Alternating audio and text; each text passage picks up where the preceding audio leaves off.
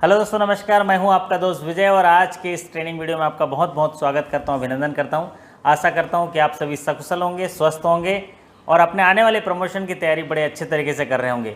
बड़े ही प्रसन्नता की बात है कि जो तमाम साथी 11 अक्टूबर 2020 को अपना प्रमोशन एग्ज़ाम दिए हैं, उनका हौसला और उत्साह देख के काफ़ी प्रसन्नता होती है कि उनका एग्ज़ाम जो है बहुत अच्छा गया है। और यही सब आपके कठिन परिश्रम का, जो कठोर परिश्रम आपने किया है, उसका नतीजा है। और आप लोगों ने जिस तरह से समय देके कड़ी दर कड़ी उसको सीखा है और एग्ज़ाम के लिए जो मेहनत की है, उसी का ही परिणाम है कि आपका जो रिटन एग्ज़ाम बहुत अच्छे तरीके से गया है।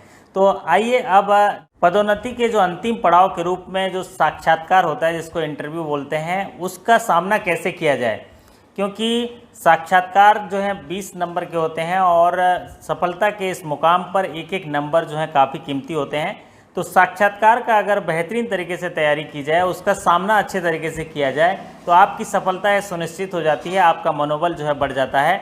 और अच्छे तरीके से जब आप इसका सामना करते हैं और अच्छे परिणाम के साथ जब आप सफल होते हैं, तो आप में एक अलग से आंतरिक ऊर्जा का संचार होता है, जो आने वाले कई समय तक वो जो है आपको लाभ देता रहेगा। तो आज के इस ट्रेनिंग सेशन में हम लोग सीखेंगे कि साक्षात्कार का सामना किस तरीके से करेंगे। और साक्षात्कार की उस छोटे से छोटे पहलू के बारे में आज चर्चा करने के लिए हमारे बीच उपस्थित हैं श्रीमान प्रदीप पाटिल साहब, जो एक अनुभवी बैंकर हैं, काफ़ी तजुर्बा है बैंकिंग में, कई इंटरव्यू बोर्ड्स में भी शामिल रहे हैं और कुशल प्रशिक्षक हैं। और समसामयिक विषयों पर प्रमुख समाचार पत्रों में वो अपने विचार या मंथन जो है वो लिखते रहते हैं। तो ऐसे जो अनुभवी साथी का आज हमको इस चर्चा में जो है लाभ मिलेगा। और निश्चित तौर से आप यकीन मानिए, अगर इस चर्चा को आप पूरा देख पाते हैं तो आप बेहतर तरीके से साक्षात्कार का सामना कर पाएंगे।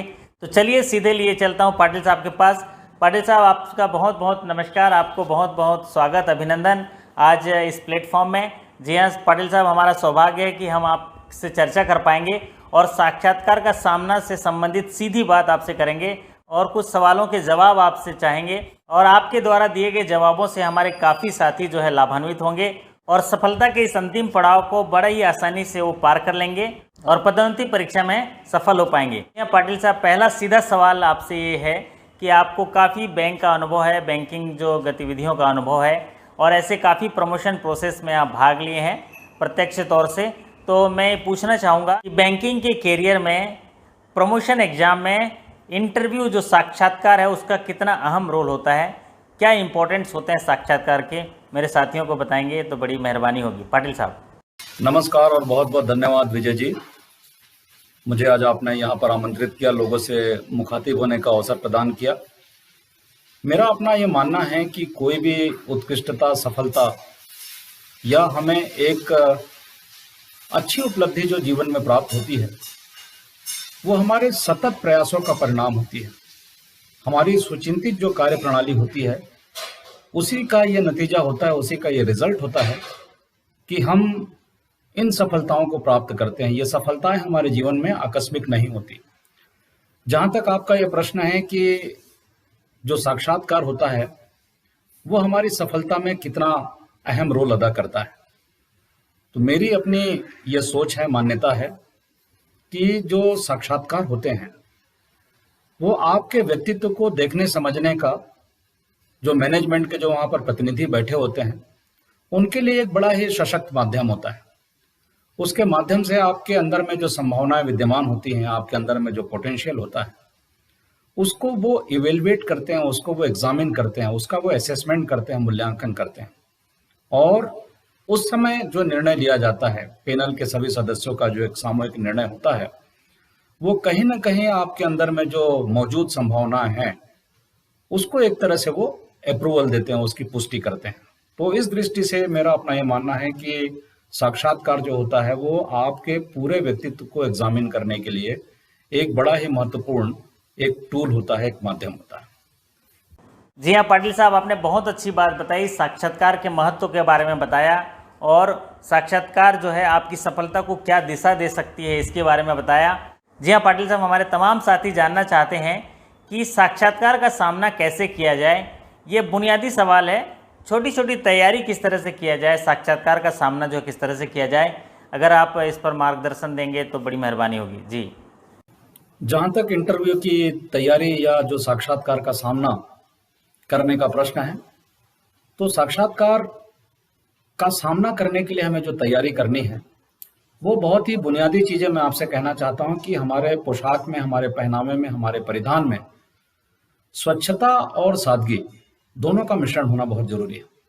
हम कपड़े भले ही पुराने पहने, और बल्कि मैं तो ये कहूंगा कि कपड़े एकदम से नए न पहने, क्योंकि हमारा बरबस ही उस पर ध्यान जाएगा। कपड़े भले ही हम पुराने पहने, लेकिन स्वच्छ होने चाहिए, साफ सुथरे होने चाहिए, ऊपर से नीचे तक, यानी हमारे शूज वगैरह ठीक तरीके से पॉलिश किए हुए हों, हमारी कटिंग ठीक ठाक हुई हो, दाढ़ी वगैरह जो हमारी है वो बेतरतीब न हो, इस बात का हमें ध्यान रखना चाहिए। और जब हम प्रवेश करते हैं उस वक्त प्रवेश करते समय हम उनकी अनुमति लेने के बाद ही प्रवेश करें, और उनकी अनुमति प्राप्त होने के बाद ही सीट हम अपनी ग्रहण करें।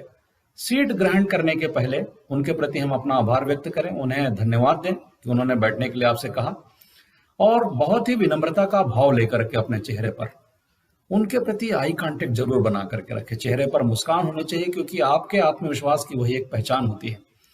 एक बहुत बड़े साइकोलॉजिस्ट हुए हैं कैलिफोर्निया यूनिवर्सिटी में, 1970 में अल्बर्ट मेहरबीन उनका नाम था। उन्होंने एक सर्वे किया बहुत बड़े पैमाने पर। उस सर्वे के जो नतीजे मैं आपसे शेयर करना चाहता हूँ, साझा करना चाहता हूँ कि हमारे पूरे व्यक्तित्व में हम कितने कम्युनिकेटिव हैं, इस बात का अंदाजा हम इस बात से लगा सकते हैं कि हमारी जो बॉडी लैंग्वेज होती है वो 55% उसमें एक अपनी अहम भूमिका का निर्वाह करती है। उसमें 7% जो है वो सिर्फ स्पोकन वर्ड्स होते हैं, हमारे बोले हुए शब्दों का जो महत्व होता है कम्युनिकेशन में, वो 7% होता है। और 38% यानी 38% जो रोल अदा करती है वो हमारी शैली, जिसे हम टोन कहते हैं। तो भले ही हमारे पास में ज्ञान कम हो, लेकिन हमारी जो देह भाषा है वो बहुत ही मुखर होनी चाहिए, बहुत ही ग्रेसफुल होनी चाहिए।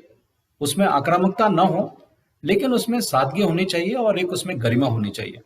हमारी शैली में भी जो एक हमारा आत्मविश्वास है वो झलकता है।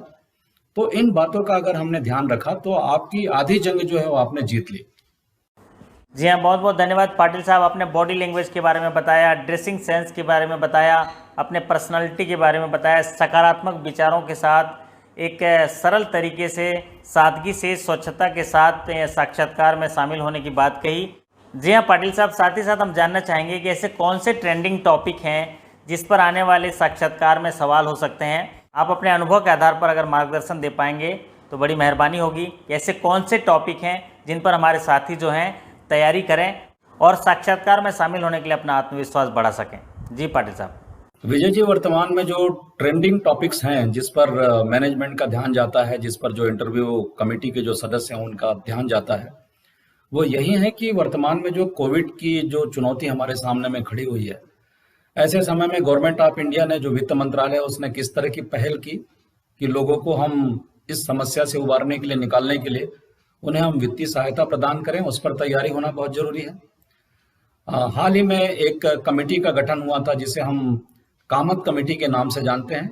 उन्होंने बिजनेस लोन्स को किस तरह से हम सहूलियतें मुहैया करवा करके उन्हें फिर से खड़ा करने का प्रयास करें, इस दृष्टि से अपनी सिफारिशें दी हुई, संस्तुतियां दी हुई हैं। तो उन संस्तुतियों को, उन रिकमेंडेशंस को हम जरूर देख लें कि किस तरह की उन्होंने संस्तुति प्रदान की है। 4 सितंबर 2020 को प्रायोरिटी सेक्टर लेंडिंग के जो नाम से उसको रिवाइज किया गया है। आपको याद होगा कि एमएसएमई कमेटी, जो एक्सपर्ट कमेटी है, वो यूके सिन्हा जी के अध्यक्षता में गठित हुई है, और एमके जैन, जो कि रिजर्व बैंक ऑफ इंडिया के डिप्टी गवर्नर हैं, उन्होंने एग्रीकल्चर के फील्ड में क्या और भी सहूलियतें दी जानी चाहिए, क्या परिवर्तन उसमें लाए जाने चाहिए, क्या उसमें सुधार किए जाने चाहिए, उस पर उन्होंने अपनी संस्तुतियां दी हुई है। तो आपने देखा होगा कि अभी जो मुख्य रूप से जो हमारे चेंजेस हुए हैं प्रायोरिटी सेक्टर लेंडिंग नॉर्म्स में, जैसे कि आपका 50 करोड़ रुपए तक का लोन जो होगा स्टार्टअप में, वो एंसिलरी एक्टिविटीज में उसको शामिल किया गया है। एजुकेशन लोन की सीमा जो पहले 10 लाख रुपए प्रायोरिटी सेक्टर लेंडिंग के लिए थी, उसे बढ़ा करके पुनः 20 लाख रुपए कर दिया गया है।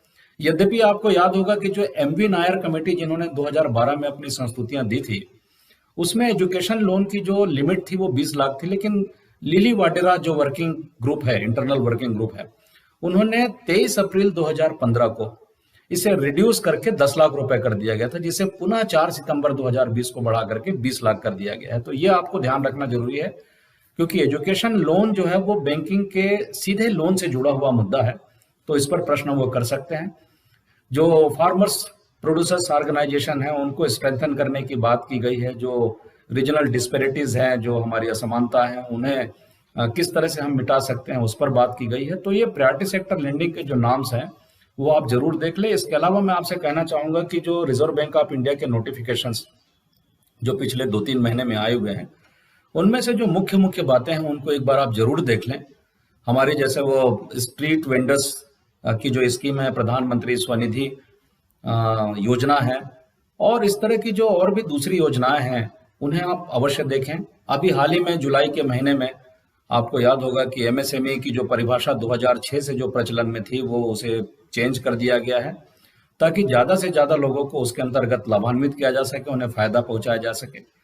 तो इस तरह की जो चीजें हैं वो मुख्य रूप से जो हमारे इकोनॉमी को जिस तरह की चुनौतियों का सामना हमारी आज अर्थव्यवस्था कर रही है, उससे उबारने के लिए जो प्रयास गवर्नमेंट ऑफ इंडिया के द्वारा किए गए हैं, जो वित्त मंत्रालय के द्वारा किए गए हैं, रिजर्व बैंक ऑफ इंडिया के द्वारा जो किए गए हैं, उन पर अपनी मुख्य नजर जरूर रखें और उन्हें नोट कर लें। उस पर सवाल निश्चित रूप से पूछे जा सकते हैं। बहुत बहुत धन्यवाद पाटिल साहब, आपने बहुत सारे ट्रेंडिंग टॉपिक बताए जिस पर हमारे साथी जो है तैयारी कर सकेंगे और आने वाले साक्षात्कार में उसका जो है लाभ ले पाएंगे, और ऐसे प्रश्न अगर उनसे पूछे गए तो उनका सही तरीके से उत्तर दे पाएंगे। जी हाँ, आप काफ़ी इंटरव्यू बोर्ड्स में भी शामिल रहे हैं और एक बड़ा तजुर्बा है आपके पास। मैं जानना चाहूँगा आपसे कि जो इंटरव्यू लेने वाले हैं उनकी क्या अपेक्षाएं रहती हैं, जो प्रतिभागी जाते हैं साक्षात्कार के लिए या जिस पद के लिए प्रमोशन के लिए जाते हैं उनके लिए जो इंटरव्यू लेने वालों की क्या अपेक्षाएं रहती हैं, अगर इस पर प्रकाश डाल पाएंगे तो बड़ी मेहरबानी होगी। पाटिल साहब। विजय जी, बहुत अच्छा प्रश्न किया आपने कि जो इंटरव्यू बोर्ड में बैठने वाले जो लोग होते हैं, जो अथॉरिटीज होती हैं, उनकी अपेक्षा यही होती है, जो कैंडिडेट वहां पर इंटरव्यू देने के लिए आते हैं, कि वो किसी भी प्रश्न का टू द पॉइंट आंसर दे, संक्षेप में आंसर दें और घुमाने फिराने की कोशिश न करें। क्योंकि घुमाने फिराने की अगर आपने कोशिश की तो ये आप हमेशा अपने ध्यान में रखें, स्मरण रखें इस बात का कि जो बैठे हुए लोग होते हैं वो अपने अपने फील्ड के, अपने अपने क्षेत्र के महारथी होते हैं, उनके पास में ज्ञान का अपार भंडार होता है, तो वो तुरंत पकड़ लेते हैं इस तरह की जो स्पेकुलेटिव जो गतिविधियां होती है कैंडिडेट की, उसको समझ जाते हैं। और इससे क्या होता है कि अल्टीमेटली जो कैंडिडेट होता है उसकी प्रामाणिकता, उसकी जो एथेंटिसिटी है, उस पर प्रश्न चिन्ह लग जाता है। तो इस बात का बिल्कुल भी हमें संकोच करने की आवश्यकता नहीं है कि अगर किसी प्रश्न का उत्तर हमें मालूम नहीं है तो हम विनम्रता पूर्वक उन्हें सॉरी कह दें। और इससे एक फायदा कैंडिडेट को जो होता है, मैं आपसे कहना चाहता हूं कि कैंडिडेट को दूसरे प्रश्न जो है विकल्प के रूप में प्राप्त हो जाते हैं, तो उनके जो चांसेस होते हैं प्रश्नों को प्राप्त करने के, वो बढ़ जाते हैं उसमें। दूसरी महत्वपूर्ण बात यह होती है कि कभी भी वहां पर गवर्नमेंट की किसी पॉलिसी को, अपने बैंक की किसी पॉलिसी को क्रिटिसाइज न करें, उसका जो नकारात्मक पहलू वह न रखें, और कोशिश ये करें, एक्सप्लोर करें कि उसके सकारात्मक पहलू पर आप अपनी जो सोच है वो व्यक्त करें उनके सामने। बहुत बहुत धन्यवाद पाटिल साहब, आपने बड़े ही सरल तरीके से और स्पष्ट तरीके से साक्षात्कार में शामिल होने के लिए हमारे साथियों का काफ़ी मनोबल बढ़ाया है और बहुत सारी चीज़ों को आपने आसान कर दिया है। अगर इन चीज़ों पे जो हमारी चर्चा हुई है, अगर हमारे साथी जो है इसका उपयोग करते हैं, इसकी इस हिसाब से तैयारी करते हैं, तो निश्चित तौर से उनकी सफलता जो है सुनिश्चित हो पाएगी। आपके इस मार्गदर्शन के लिए मैं सभी साथियों की ओर से आपका आभार व्यक्त करता हूं, आपको धन्यवाद करता हूं।